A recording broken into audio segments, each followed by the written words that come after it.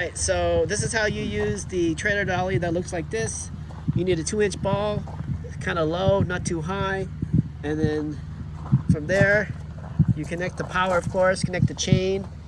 And then to lower the ramps, you pick up the back a little bit, and then this guy will be flush, and then pull the pin out, take this pin out, do this both same sides, and the whole thing will drop down and drive up. Once you drive up, then the thing would be balanced, and then the ramps would go off. Then you take this pin out, take this out, and put the ratchets to go around, and then the ratchets anchor over there. And let's take the ratchet. Oh, they bring a portable pump because you want to tow it empty, somewhere between like 15 to 20 psi. And once you have a car on there, depending how heavy, like a Prius, probably like another just 35 pounds.